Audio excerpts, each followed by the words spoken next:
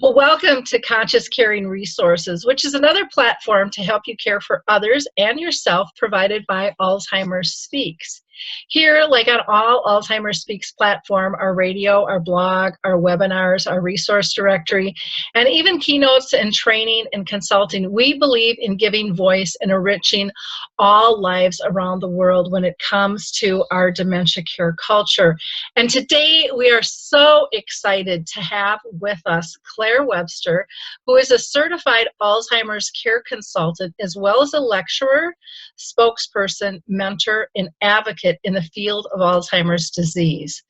As a caregiver since September of 2006 to her own mother, Claire has firsthand experience in dealing with this overwhelming and emotional and physical impact that the disease has on individuals and family members who care. With over 25 years of experience, both in the corporate and for nonprofit sectors, Claire Webster has an extensive fundraising and communications background, along with customer service and training. And today we're going to learn more about how Claire is doing work to shift our dementia care. Welcome, Claire. How are you today? I'm good, thanks. Thanks for having me on your show. Well, I'm so excited. You know, I ran across you on the internet, like so many others doing wonderful work there. And so why don't we talk a little bit first about what motivated you to start your business? Were you personally touched by the disease? Yes, I became motivated because in September of 2006, my mom was diagnosed with Alzheimer's disease. My dad had passed away in January 2005. And, I had left home at the age of 19, and my parents were involved in my life, but I was more like I had left I'd left at the age of 19. And shortly after my father passed away, I started noticing that my mom was having more and more difficulty living independently, doing certain things. She started showing a lot of different types of behavioral issues, nothing to do with memory, but just different types of behavioral issues. And as time went on, I was becoming more and more concerned. So I didn't really even know what type of doctor to bring her to. I brought her to a GP, and then he recommended that I bring her to see a neurologist. And at that time, I had absolutely no idea what Alzheimer's disease was. And I would never have fathomed that my mom would be afflicted by it, because she was in her very early 70s, very healthy, very active. And on that fateful day in September, the neurologist said to me, he did some testing, and he says, your mom has Alzheimer's disease. And the only type of prescription per se or anything he said to me was basically, is your mom still driving? And I said yes. And at that very moment, he went and canceled her license and then wished me good luck.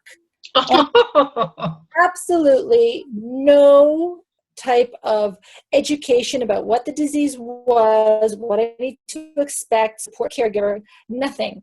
And that began a very long, many-year journey on my own, trying to figure out and navigate what I had to do next.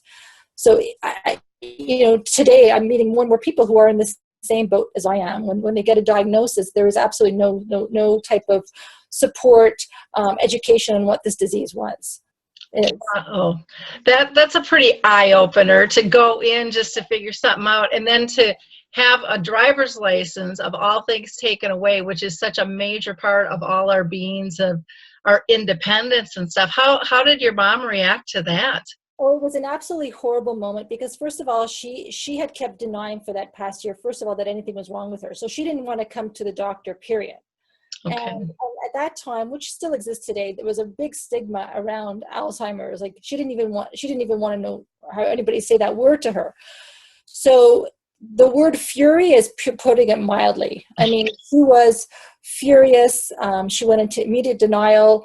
I actually went into a little bit of shock, because again, I did not know what this disease was. So it was a very, very difficult time. And also I was 38 years old. I had 3 young kids. I had a career. I had no siblings. So my life, I literally went into a cyclone at that very moment. Wow. Did they put her on any type of medication or refer you to anybody for help, or? Okay, well, he prescribed Aricept, which, to be honest, did not do anything. No, he did not refer me to any type of support. I really had to go out and figure out, I really had to begin searching the web, just trying to figure out what to do next. I had absolutely no idea. And to be very honest, back then, I really, as I mentioned before, when I say that I got caught up in a cyclone of caregiving, I really did. I became so focused on trying to figure out what to do next that even if somebody would have approached me to say, can we help? I would have said no, because I was just so focused on trying to figure out what to do next with her, in addition to having my 3 kids and a career and a husband. And that was the big mistake that I made. Yeah. Well, and we just keep taking more on as women. I think that's just a real common thing. We just take that superwoman role on, not knowing what all it's going to do to us. Well, you have started a business called Caregiver Crosswalk, which I think is just a wonderful name in and of itself. You want to maybe describe a little bit about that business to our audience here, and then we'll talk a little bit more in depth of what you do. Okay, so basically, following my mother's diagnosis, it took me about 6 years before I sought any type of support. And I began volunteering for an organization in Montreal called the Alzheimer Group, which is a not-for-profit organization. I sought help there, and then I became actually president of the board of directors of that organization. So I found myself over the past many years spending a lot of my time as a volunteer mentoring other families, meeting many more individuals like myself who were at that now what point. Once they received a diagnosis, they were really at that now what point. So I started committing a lot of my time as a volunteer. Parallel to that, I had been thinking about wanting to get back into the workforce, and I'd been doing some fundraising and stuff. And then about a year ago, I was walking on the beach in Maine, and I kind of had like an aha moment of saying, why don't I do this full time? Like all this mentoring that I'm doing with families, and I had also begun doing a lot of public speaking for universities and different groups. I realized I love what I do. It's a passion for what I'm doing. Why don't I turn this into a full-time career and just spend all of my time now helping other families through this journey? And that's just a wonderful thing to take, what you've learned and share it with others. And, so many people, and I'm sure you talk to people like this too, that go, well, I don't have anything to share. I don't know. I'm still getting help, but I'm always learning. I'm sure you are as well. I mean, we're just constantly learning from one another, but we have to have these conversations. Yeah. We have to get out there and have these talks. So I love the coaching and the mentoring you're doing. I think that is such a huge, huge need. I hear it from people all over the world. Who can I talk to? Do you find that a lot of people can't leave to meet one-on-one, and so they have to do meetings such as this, virtual meetings or talking on the phone? Yes, absolutely. And I find actually the majority of the people that I'm meeting in my practice, as I want to call it my practice, is that I'm meeting most of the time it's the children of the caregivers. So if it's a husband or wife who's caring for their spouse, it's oftentimes the kids who are contacting me, and I'm meeting them. And I also find that there's much more resistance from the actual caregiver, if it's a spouse, to seek support. Whereas the children of my generation, the sandwich generation, are the ones really looking at mom or dad and saying, we need to get support for them. But they're kind of like still in denial, or they're saying we're not there yet for getting support. So I'm spending a lot of my time meeting with the kids who are going out then and trying to surround mom or dad with the necessary support. Yeah, I see that as well. And I think it's a fine line with the kids, because how do you support and not take the independence, away from your parents to run their own lives? But it's really hard when you see, that caregiving parent just running ragged, and the stress levels, they don't see those things, but the kids see them. And how do you deal with that in a respectful fashion as a child? Yeah, and definitely one of the challenges for the caregivers is finding that opportunity to meet me. If I'm meeting one woman actually next week, and the only time she can meet with me is when she's having the 4 hours of respite care from the local health agency. Or, when they have, the majority of people cannot afford to have that home support, unfortunately. Mhm. So you have to depend on a neighbor who's a familiar face to the individual who has Alzheimer's disease, so that caregiver can leave for that hour, 2 hours to come and have a meeting. But it's a real challenge for them to find not only time, but find a way to have the meeting without leaving their loved one. Yeah, and sometimes just to leave guiltless is Yes. really hard too, because they feel like they have to be there all the time, like nobody else can Yeah. take care of this person. No one's going to love this person the way I'm going to. So that trust level is something that's very difficult, I think, for so many people too. And I'm sure you do a great job in terms of teaching them techniques, because you've been through it with your own mom. Can you share in some detail maybe some of the symptoms that your mom had and the impact of being a caregiver had on you and in your own family? Yes. So the symptoms with my mom, well, first of all, I have to say that my mother was Finnish, and Finns have a bit of a, characteristically, they tend to be a little kooky, and I'm definitely kooky myself, being half Finnish. So when she started showing some symptoms, my mom had been a caregiver to my dad my whole life, and my mom was under a tremendous amount of stress. So some of the behaviors, my dad would give her a list to go shopping for groceries, and she started coming back with the opposite. So if he asked for shampoo, she'd buy conditioner. If he said to her, buy pumpernickel bread, she'd buy rye bread. A lot of those things. And my dad would often say to me, there's something wrong with your mom. Like she's off. But I kept discounting her being off as just really caregiver stress. Mm-hmm. Some of the beginning symptoms were she was convinced that Al Qaeda was living next door, or just mild hallucinations, very uncharacteristic behavior, such as my mom was just always like babysitting my son and was just a very, very loving grandmother. And when my middle daughter was born, found that she had very little patience with the girls. My mom was a very big tennis player. I had tickets to bring her to a big tennis tournament in Montreal in August when it was very, very hot outside. And when I went to pick her up, she was wearing a winter coat and winter boots. Severe mood swings, which were very unlike her. Isolating herself socially, just not wanting to see friends. And then, I started noticing forgetting certain words. But again, because I had absolutely no education or information about this disease, and it was the furthest from my mind, I thought maybe my mom had a mild stroke, or maybe she was under a tremendous amount of stress, especially after my dad died. Despite the fact she'd been a caregiver for so many years, I thought that just this to no longer be a caregiver, perhaps she was going through a form of depression. Mm-hmm. So, I was very unfamiliar with all these symptoms that were happening to her, because she did not show any signs of so-called memory at the beginning. None of that. It was really, I have to say, behavioral. Or I also noticed she started having a couple of car accidents, or not winter tires, things like that. So once she got the diagnosis, and I was thrown into the whole aspect of caregiving, it took a significant, it had a significant impact on me, on my health, and it really had a ripple effect on my children. Because as I mentioned earlier, because I chose at the beginning not to seek support, and I did not know where to look for support, because I'm sure like it exists in the United States and Canada, there is the Alzheimer's Society, and there is the grassroots small ones like Alzheimer Group, for which I was past president. But people aren't aware of these type of support, or the need to go and get support immediately.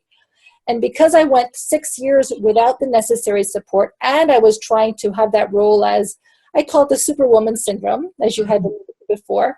My kids were young. I was trying to keep up as a mother, as a wife, as a member of the community, having a career, as a friend. And I was trying to do all of that while wearing a mask and making it appear that I was managing it all. I ended up suffering from a very, very severe nervous breakdown in July of 2011, and to the point where I was diagnosed with post-traumatic stress disorder. Because, as much as, you're thinking you're caring for the loved one, so many other things were happening in my life. Like my mom had gone through a series of traumatic events during the time that she had Alzheimer's disease with all kinds of health issues. But at the same time, my son had gone away to camp, had a broken femur.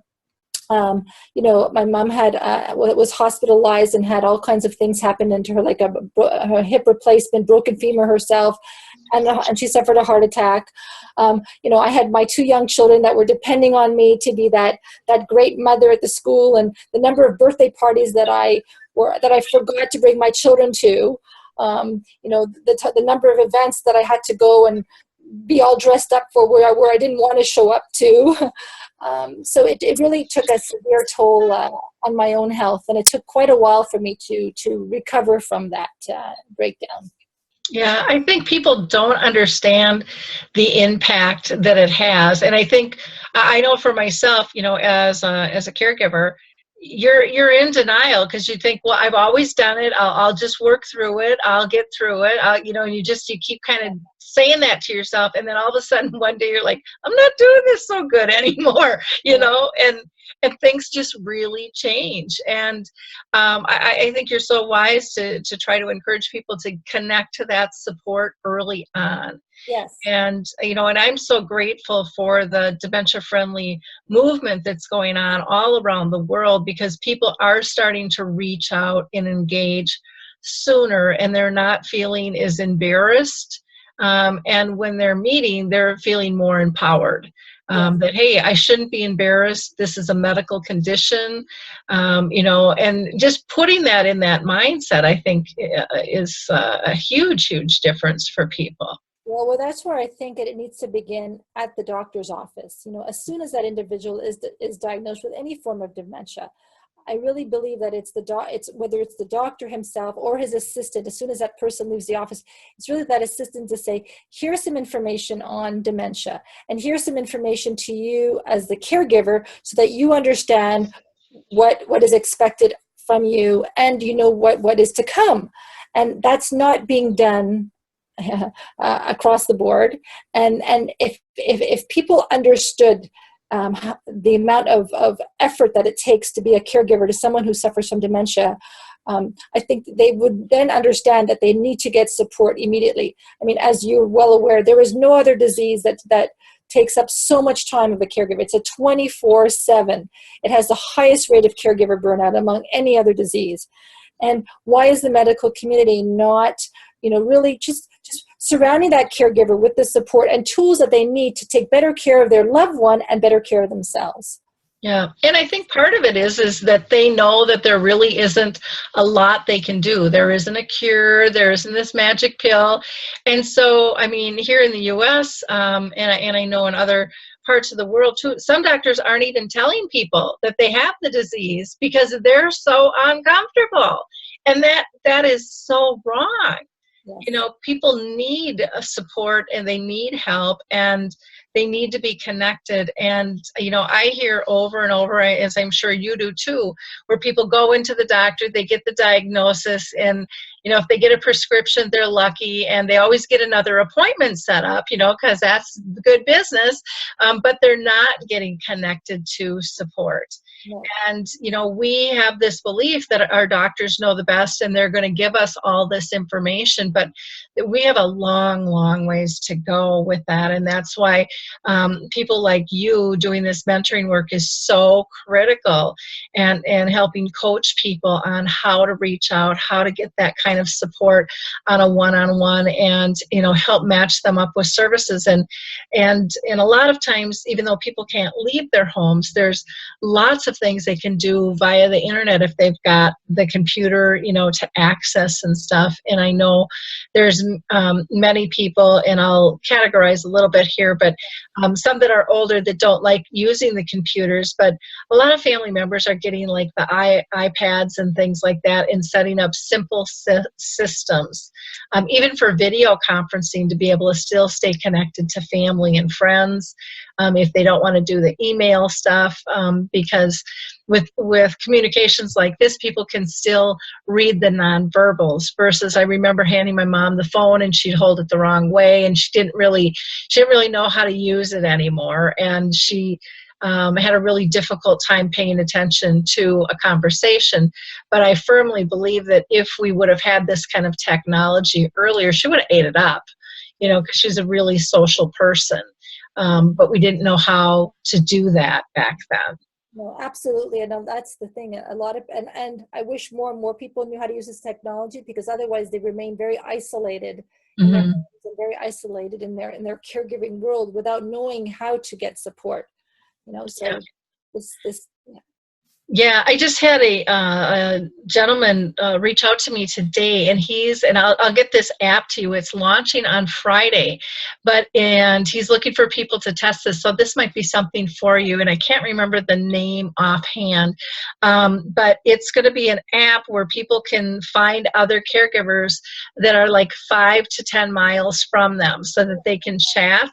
And I personally told him, I said, I don't think 5 to 10 miles is a big enough area. And then how do we get people to feed into that? Because I'm worried that some people might be a little bit nervous if it's not controlled, and like who's really out there. I think for our generation, and I'm older than you are, but I think for us it'll be easier when we're there to plug into that, just because we're more tech savvy and stuff. But I think for some that probably won't work.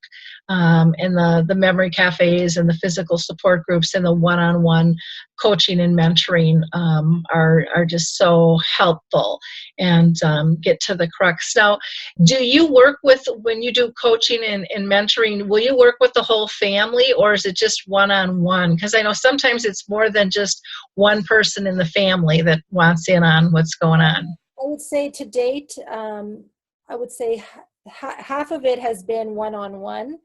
And then I would say the other half has been the siblings meet. Like last week I met 2 sisters. So the siblings will meet with me together. There have been the odd occasion if there is some type of, because, Alzheimer's has definitely an impact on family dynamics. There have been occasion where unfortunately the siblings, there's a lot of stress in the relationship because of the disease. So I'll meet with one sibling alone. And then there has been the occasion where I've actually met with the individual who has the disease, who is very, very accepting of what has happened. I mean, as you know, there's people who go into denial and fear and anger, and then there are those people who also are accepting and want to know what's next. So I have met with the individual who has been diagnosed to help them along their journey a bit. And that's great. And like you said, not everybody is there. And I think that that's still one of those myths that everybody thinks it's from A to B to C and it follows this pattern, and it doesn't. And for, every person with dementia and every care partner, and it changes, what worked one moment isn't going to work again, and getting people to accept that, because we all want an easy answer. Just give it to me black and white and I can follow the instruction, but the instructions aren't so simple. And I think the unfortunate reality with the disease too, it's an expensive disease to manage, because for those families who would like to keep their loved ones at home for as long as possible, eventually they will need to receive as much home care support as needed. Yes, the caregiver could choose to decide to take care of their loved one 24 hours a day, but then they will 100% burn out. But it is an expensive disease. So a lot of the families that I meet with, their first concern is, my gosh, how much is this going to cost me to help care for my loved one? Do we have enough life savings? Like what's going to happen next? So that's an unfortunate reality about the disease. Yeah, and that's a real scary one for families. Really, really scary. And how do you manage that? Where do you go for help and assistance? Is there help and assistance when money runs out, or does family start chipping in? And how does that look? And it gets complicated really quickly, really, really quickly with that. Now, you have a lecture called The Fall and Rise of the Superwoman. Do you want to tell us a little bit about that? Sure. So basically, it's the story of what happened to me as a caregiver. When I give my talk, first of all, I explain, what were the signs and symptoms that something was wrong with my mom. So I begin the story that way. Then I begin the year that my mother was diagnosed. And I was really at the heart of being a mother to young children at that time, because in 2006, when my mother was diagnosed, like I mentioned, my dad had just passed away. My mom was diagnosed. My youngest daughter, she was 2 years old. Then I had a 4-year-old and I had a 9-year-old. So it's as if my mother became like a fourth member of the family. And the first 6 years of the caregiving years that I was caring for my mother, there were so many things that started happening to her, to my son, to myself, my husband, our business.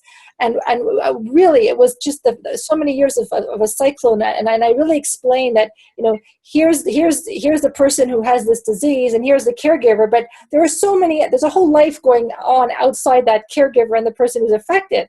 And that's what that's really the journey that I share. That it wasn't just about me and my mom, but it was about what's going on in my family and the ripple effect that this disease had. And I go on to explain what happens when you do not seek support. What does a nervous breakdown look like? What happens when it really happens? And then how did I reset myself as a woman? Because, thank goodness I reset myself, but what did it take? What were the tools that I needed in order to reset myself and get to where I am today, and really start a second journey in terms of my own career and become a full-fledged Alzheimer care consultant helping others. So that's the story. I would imagine when you speak, a lot of people come up and relate their stories of, and so many of them, they probably never told anybody that they've been So feeling. that happens every single time I give my talk, whether it's men or women or students. It's incredible how many people all of a sudden start sharing their journey, and that you're right, they have never told anybody that story before. Yeah. It's amazing. It's really amazing. Yeah, there's such shame and guilt when you don't feel you're being perfect, Yeah. and yet none of us can ever really be perfect, but we have these standards, and we beat ourselves up. Our inner critic is awful nasty to us, a lot of times, and people, I think, feel like they have to have that kind of that Stepford Wives era of everything's okay, it's in control, life is good, don't want to air the dirty laundry, type stuff. But you can't get help, and friends and family can't support you if we're not honest. No, and I think as women, we put so much pressure on ourselves to try to project that image that we can do it all and be it all. Mm-hmm. I know in my case, in the community in which, I live, I was wearing all these multiple hats, as mother, daughter, wife, member of community. And I put so much pressure on myself to try to be good at it all. Mm-hmm. And, physically people see me, and here's this tall blonde, and she looks like life is perfect. And, when they say you should never judge a book by its cover, well, beneath the exterior, this woman was crumbling inside. And the pressure of what the pressure of what I was trying to keep up with myself took us very, very severe toll on my health, specifically my heart. Mm-hmm. And I'm a very big advocate now as well for women and cardiology, because stress can take a huge toll on your heart health as well. Yeah.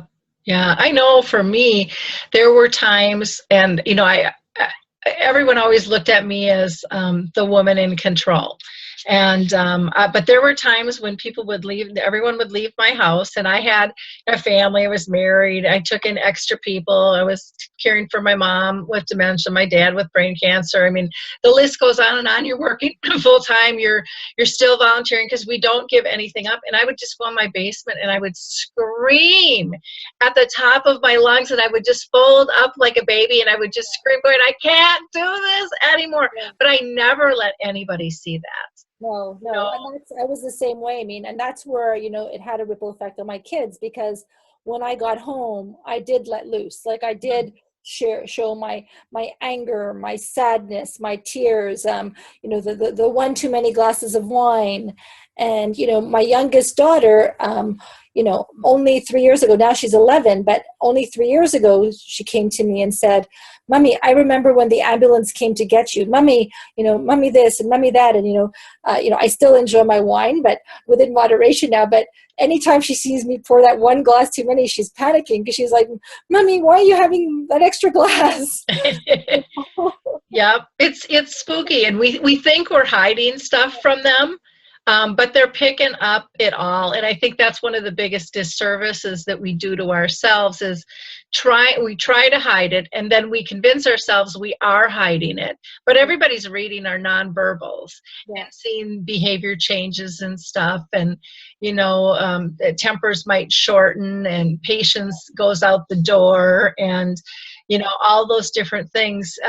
With your kids as a whole, how did they react to your mom with dementia? Were they involved with it? Because a lot of families kind of push back and don't want the kids involved. Yeah, my mother's diagnosis with Alzheimer's disease had the biggest impact on my oldest child, my son Matthew, because from the very beginning, my mother was very involved in his life prior to her diagnosis. She was babysitting him every weekend. He was very, very, very close to her. And up until the very end, Matthew would visit my mother regularly. He'd been going to school out of town, but every time he was in town, he'd visit her regularly.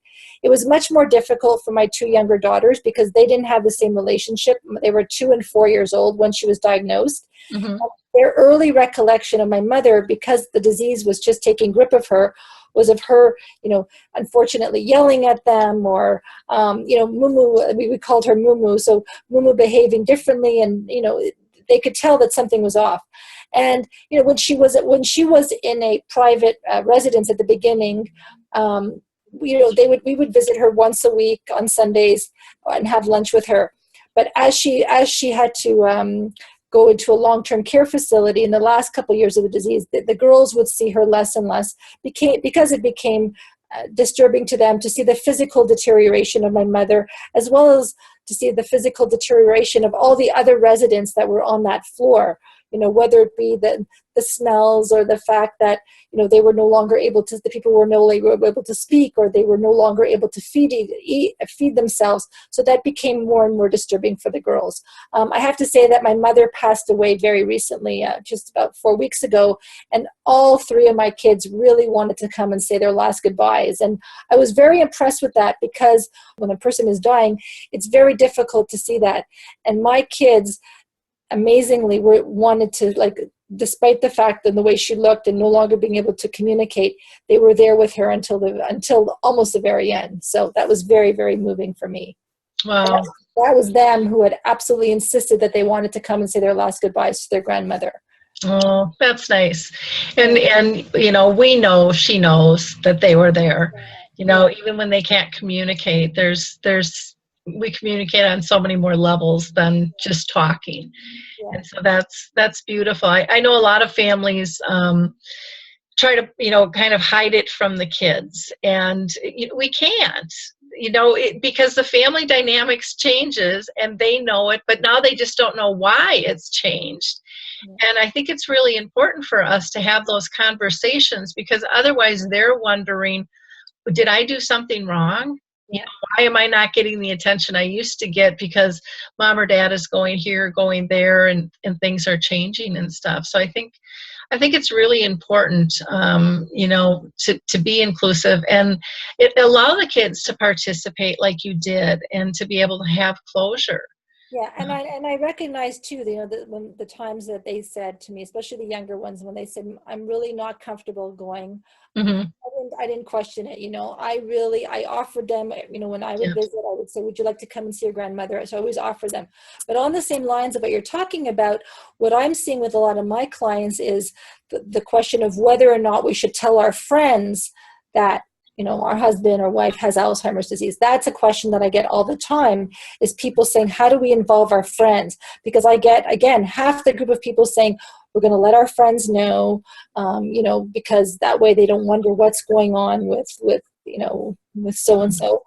But there's a whole other group of people that they don't want their friends to know. Like they're really trying to hide it. And what ends up happening is that couple who are living with the disease become much more isolated, because they're trying to avoid going to those dinner parties or, you know, social gatherings with people that they used to become friends with, and the friends don't understand what is going on and why, you know. So I really believe that it's best to let let people know what's happening. Yeah.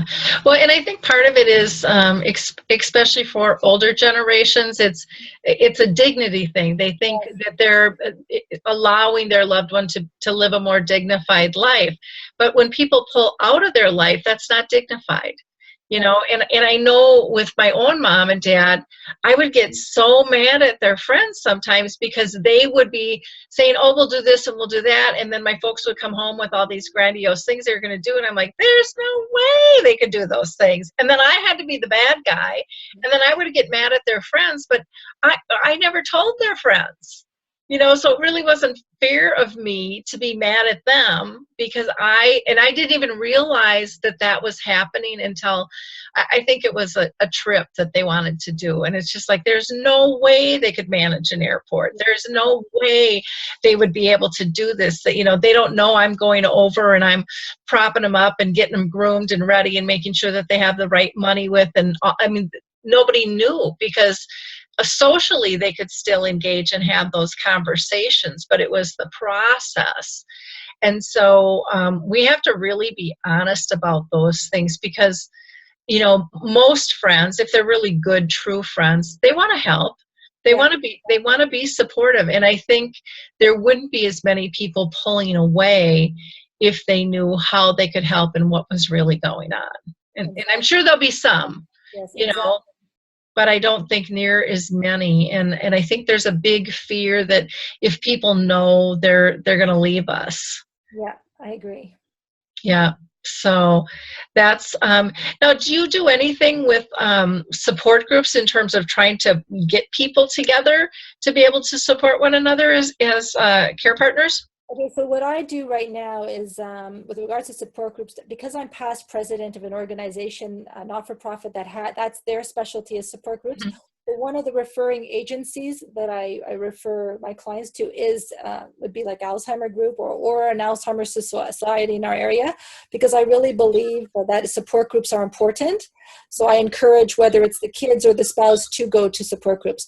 I have to say on that note, though, that some of the feedback that I've received is some of the caregivers say, I don't want to go to a group where I'm going to hear other people telling me how sad they are. I want to go to a support group where people are going to tell me, what do I need to do? Like, please help me, what I need to do. Mm-hmm. So I guess it depends on what type of support group that, what the basis is. Is it a learning support group where you're learning, Alzheimer 101 type of course, or is it really a support group where people share their emotions? So depends again what somebody's looking for. Yeah, that's one of the things that I found with the Memory Cafe, how people just love that because it's the care partner and their person with early memory loss, so they still get to have their relationship. Yeah. And yet we talk about all of their life, and the disease kind of takes that back seat, but what they have told me is what they love is the camaraderie. They feel like, okay, I'm with peers that get this. Nobody has to apologize for any goofy behaviors that might happen or statements. Everybody understands, and they just support one another. I mean, they are so uplifting, and I mean, we laugh and we cry together. And we don't do a lot of educational stuff either. It's really about just getting together with friends, and you don't really have a formal agenda because you don't have a formal agenda with friends.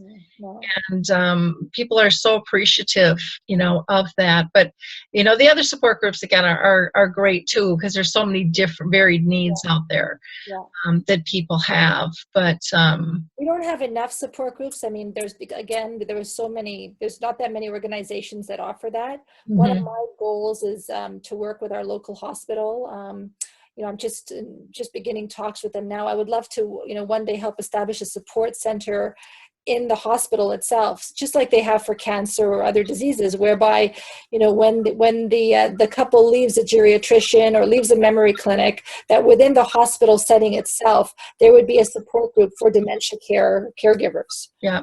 And we're a long ways out from that because we can't even get support upon diagnosis. I know. There's so many, and it's, you know, it's starting to change. It's starting to unfold, but that would be, that would just, I mean, people would just light up. They wouldn't feel so hopeless and overwhelmed. And you know, for me, I didn't go to a support group because I thought I don't have time. Yeah, exactly. Where am I going to fit this in my schedule? Did I? Yeah, and I also had this attitude of I can't do another thing for this person. I looked at it like if I went to this group that it really wasn't for me, it was for my mom. Yeah. And then I ended up going by accident to a support group to hear a colleague speak, and he didn't show up. And so here I was in this support group, and I was shocked at what I got out of it, and I decided, boy, I need to go, you know. And even though I was looked at as an expert, it also made me realize none of us are experts. We might know more than one guy, but we always know less than many others, you know, and that's okay. The first time I ended up going to a support group was after suffering my nervous breakdown. I went to a place called Kripalu in Massachusetts, and I was taking a course called Transforming Stress. And it was the first time where we were 21 people in the room, where it was the first time that I realized, wow, I wasn't alone in terms of feeling the emotions of guilt, like you talked about before. Guilt is what an evil that emotion is.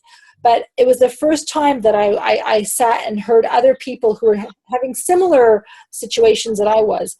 And it really made me feel good to know, wow, I'm not alone in this. And I found that first time that I participated in a support group and hearing other people's stories and looking at them saying, I'm not alone, and oh my gosh, I'm not the only one who feels that way, it was very helpful to me. Yeah. Well, yeah, that removing that you're all alone, because we isolate, you know, when we don't share, and we just think nobody understands this, nobody gets this, nobody can help. You know, it's up to me, you know, all of those things come into play. And, you know, I don't know about you, but I pushed friends away too. Oh, yes, definitely. Didn't have time, too busy. Yep. Yeah. And boy, was that a big mistake, you know, but no one tells you that you need to, or they might mention you need to care for yourself, but they don't tell you what that looks like, how that's going to feel, and the impact that it's going to have. But the important lesson on that note with the friends, one of the important lessons that I learned is on my road to recovery. I ended up, one of the most important lessons I learned was to begin my life and to re-begin my life and my healing was to put my energy in people, places, and things that made me feel good. And I had to go through even the friends and say, what are the friends that are sucking that energy from me or not adding value to my life? Same way, what projects am I involved with that are not adding to my life and just taking up space that shouldn't be there? So I had to really go through, because there were people in my life that were putting too much pressure on me or questioning, you know, my decisions, or just not healthy. So in a way, I really had to do a flushing of that. Yeah, I went through the same process, and I had a moment where I call it, for me, it was an epiphany between being a caregiver, a care partner, and being an enabler. Yeah. And that was a really huge line for me. And I ended up coming up with the list of questions like you of, why am I doing this? Does it fill me? Am I doing this out of love? Am I doing this out of guilt? You know, and that answer is shocking. When you just ask yourself, are you doing this out of love because you want to, or are you doing it out of guilt or image, what people will think of you? You're going to find some really surprising responses, because we don't go there. No. You know, and when you remove, as hard as it is, when you remove those people that aren't filling you, as sad and as lonely as that process can be, others come in pretty quickly. I totally agree. You know, you for every person that goes out of your life, you gain a new person, and a new wonderful person who's going to come with that great energy that we need. Yep. Yeah, and you're going to be amazed at how full you feel. For me, I had no idea how empty I was. I didn't have a clue until I really did that clearing, and then I had these other people coming into my life, and I lost coworkers, I lost friends, and I lost family in that process. Yeah. And I was shocked, but it really showed me why they hung around me. And when I got strong enough to realize that no is an okay word to use, and that I don't have to be responsible for everything in everybody's life all the time, then they didn't need me anymore. I wasn't filling their need, and so it was amazing. And I think when we get into the kind of this whole caregiver crosswalk, as you call it, we attract those in need a lot of times when we do a good job. Yeah. And all of a sudden, everybody wants you to take care of their stuff too. And as women, especially, I think we are taught that's our role, when we were really young. I mean, I know I grew up in that model that this is the role that you play. You take care, you bring families and friends together, you organize, you keep the peace, you do all of those things. And then all of a sudden, I was 45 years old, and realized I can't keep the peace. I can only keep the peace within me. I can't be responsible for how other people are going to react. Yeah. I can only be responsible for how I'm going to react. And it was like, how did I live that long and not know that? Yeah. That still kind of shocks me, because I don't think I'm dumb. I don't think my family was stupid, but that was just how I was brought up, and it was a really deep-seated belief. And I think there's so many people with beliefs and patterns like that that get in the way. 100%, definitely. And I find, for so many years, when my mom, when she got this diagnosis, I spent so many years very angry as a woman. I kept saying, why did this happen? Why did this happen to her? Why me? Mm-hmm. And I really believe today that there was a reason why this happened. And it has made, as difficult as the journey has been for the past 10 years, it has made me so much stronger and more confident as a woman.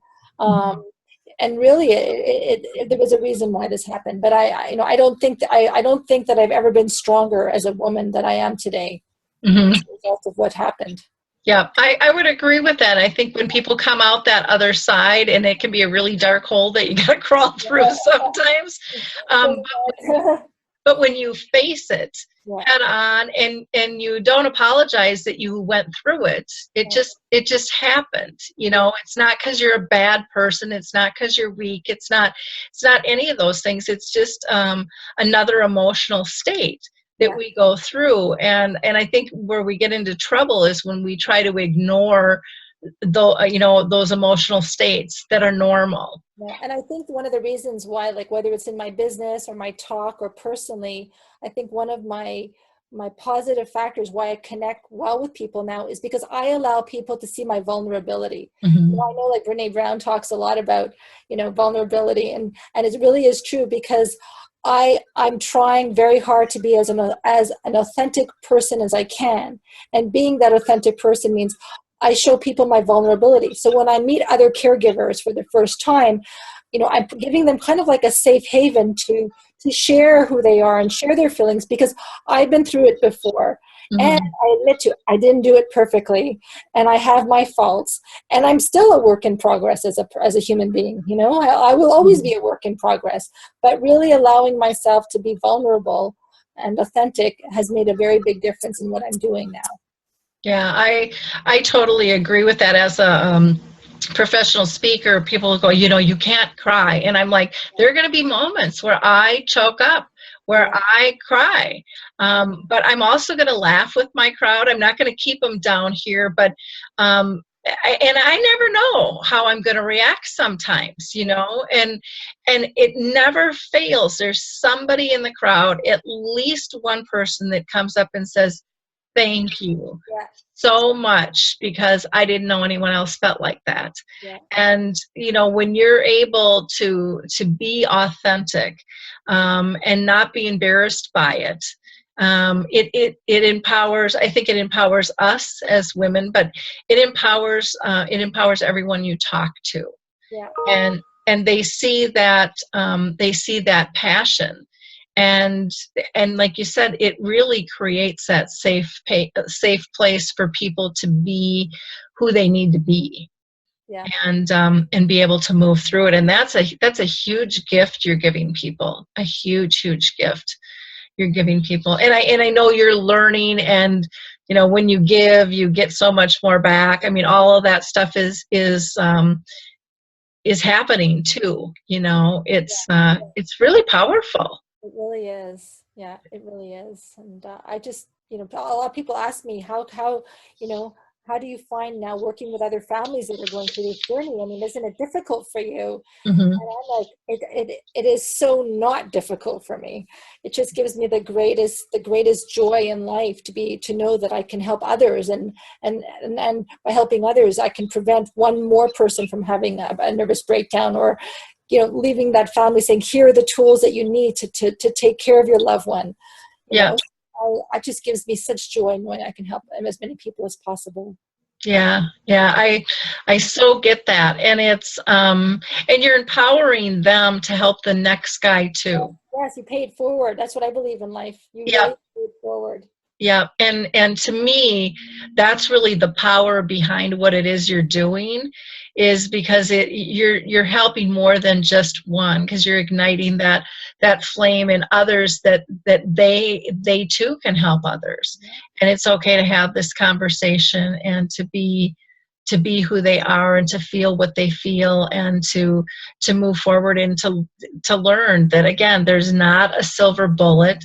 You know, this is a toolkit, and it's constantly changing, it's constantly being upgraded. You Yeah, know, exactly. and downgraded at times too. I mean, Yeah. it's about learning how to be spontaneous and honest, and finding joy in the simplicity, because I think we've been trained to look for these big poofs in life that really don't fill us, you know, in totality, where it's the simple smile and the glint in the eye, and the hug that just makes you melt, that you don't forget, Yeah.